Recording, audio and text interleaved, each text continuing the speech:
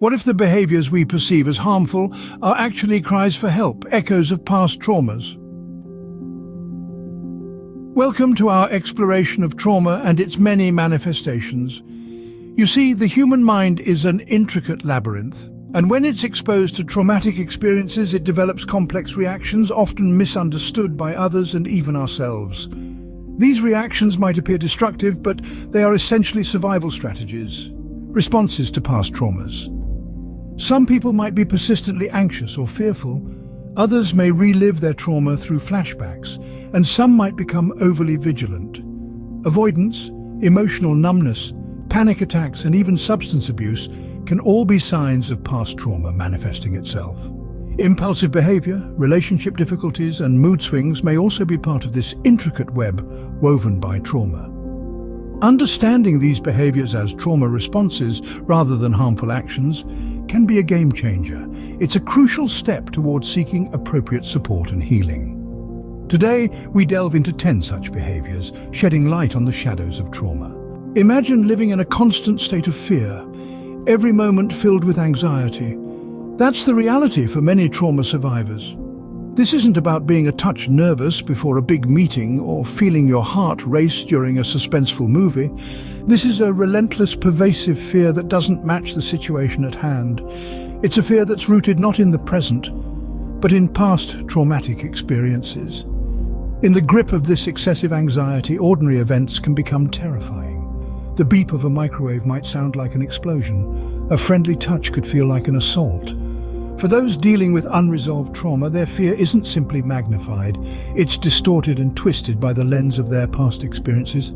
This is a response to trauma that can be truly paralyzing, making everyday life a battlefield where old wounds reopen at the slightest trigger. This isn't just everyday worry, but a constant battle with fear, a shadow of past traumas.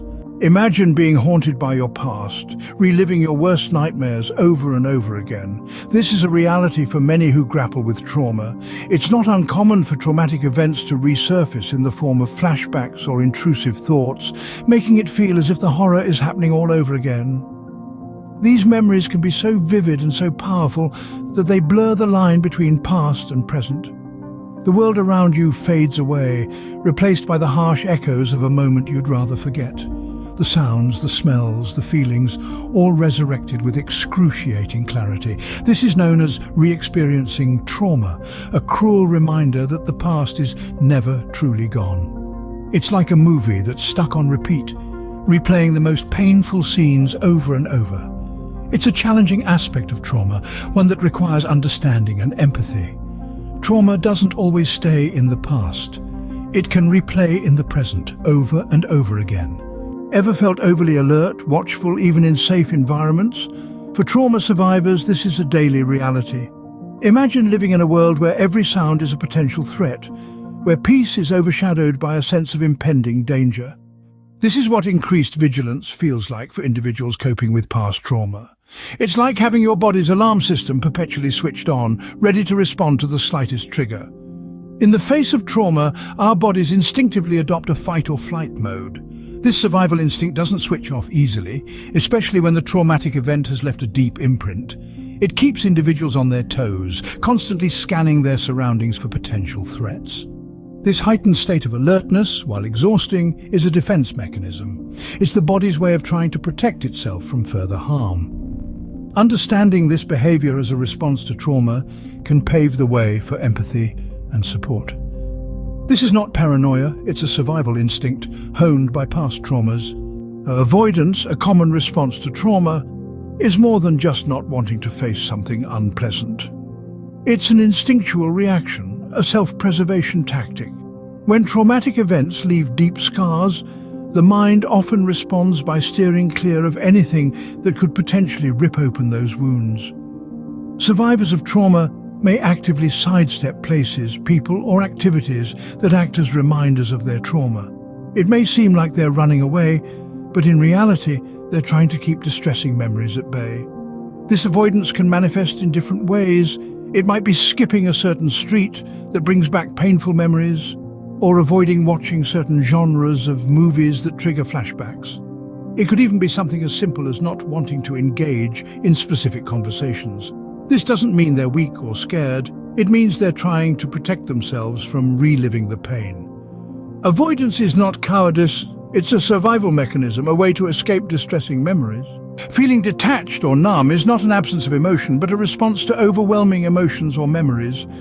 Imagine a protective shell around a delicate creature, shielding it from harm. Emotional numbness or dissociation works in a similar fashion.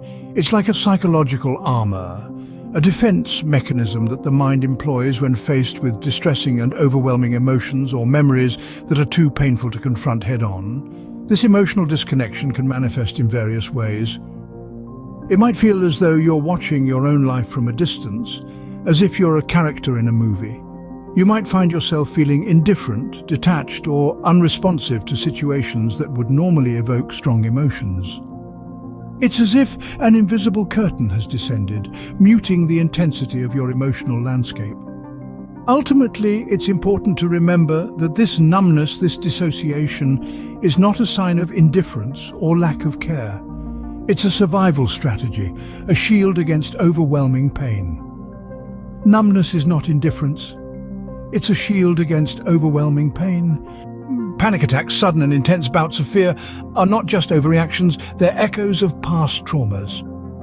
This might sound surprising, but let's delve into it. Imagine you're walking down a familiar street, the sun is shining and all is well. Suddenly your heart starts to race, you're gasping for air, and an overwhelming sense of dread engulfs you. This is a panic attack, an intense feeling of fear or discomfort that can strike anywhere, anytime, often without warning. Panic attacks are more than just extreme fear or anxiety. They're your body's way of reacting to a perceived threat, a fight or flight response. But what threat could possibly exist on a calm, sunny street? The answer lies in past traumas. Your body may be responding to a traumatic event that happened years ago, even if you're not consciously thinking about it. So when you experience a panic attack, remember this. Panic attacks are not irrational fear, they're traumatic memories breaking through the surface. Substance abuse, often seen as a personal failing, can be a desperate attempt to escape traumatic memories and feelings. Picture this. The world feels like a battlefield, with reminders of past traumas lurking in every corner. The mind is a maze haunted by ghosts of painful memories. In this state of constant distress, some people may turn to substances as a means of escape. Alcohol, drugs, they provide a temporary shelter, a fleeting sense of relief, a momentary pause from the relentless onslaught of traumatic memories. But it's a dangerous game. These substances, while providing temporary respite, also amplify the cycle of trauma. They create a fog, a veil of illusion that masks the pain, but does little to heal it. Substance abuse is not about lack of willpower or moral weakness. It's a coping mechanism, albeit a harmful one, born out of desperation and pain. Substance abuse is not a moral failing. It's a cry for help, a struggle to escape painful memories. Impulsive or self-destructive behavior, often seen as reckless, can be a way to cope with emotional pain. Let's delve into this. Imagine the emotional pain as a roaring fire. Some people try to douse this fire with risky or harmful activities, hoping the thrill or the danger will take their minds off the burning sensation within. They may act without thinking about the consequences, not because they don't care, but because in that moment, the immediate relief from emotional torment takes precedence over everything else. This impulse to seek immediate relief can manifest as excessive spending, risky sexual behavior, or even self-harm. It's not about the thrill of the risk, but rather the desperate need to escape, to feel something other than the tormenting pain, or paradoxically, to feel anything at all when numbness sets in. Understanding this can help us empathize with those who are suffering. Impulsivity is not recklessness. It's a desperate attempt to cope with emotional pain. Struggling to form or maintain relationships is not a sign of incapability, but a response to past traumas. In the labyrinth of human connections, trust is the guiding light. Yet, for those carrying the weight of past traumas, this light might seem dimmer than for others. Past experiences can cast long shadows, causing trust issues or a fear of being hurt again. Imagine a heart, once whole, now scarred by past wounds. Each new relationship is a potential threat, a possible replay of past traumas. The heart, in its wisdom, tries to protect itself. It might build walls, not out of incapability, but as a defense mechanism. It might struggle to form bonds, not out of unwillingness, but from a fear of repeating history. These struggles are not signs of weakness or incapability. Rather, they are echoes of past traumas reverberating in the present. It's crucial to understand that difficulty in relationships is not incapability. It's the aftermath of trust broken by trauma. Mood swings or irritability, often seen as unstable, can be a reaction to internal distress related to trauma.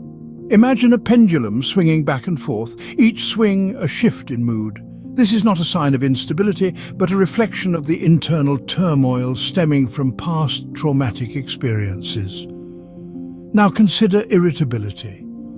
It's like a storm brewing inside, a tempest that can break free at any moment. This isn't a sign of being difficult or touchy, it's a manifestation of the distress that's roiling inside, a distress born out of trauma. It's essential to remember that these mood swings and moments of irritability are not indicative of a character flaw or a failure to control one's emotions. They are trauma responses, echoes of past hurts that have yet to fully heal.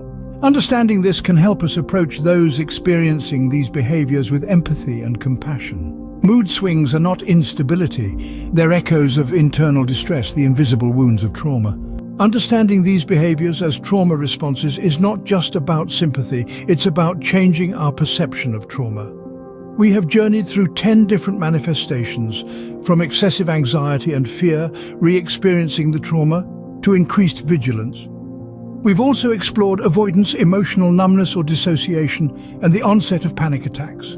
We've highlighted substance abuse, impulsive or self-destructive behavior, difficulty in relationships, and mood swings or irritability. All these are not mere harmful behaviors. They are cries for help, responses to past traumatic experiences. Recognizing these behaviors as responses to trauma changes the narrative. It shifts the focus from blaming the person to understanding their experiences.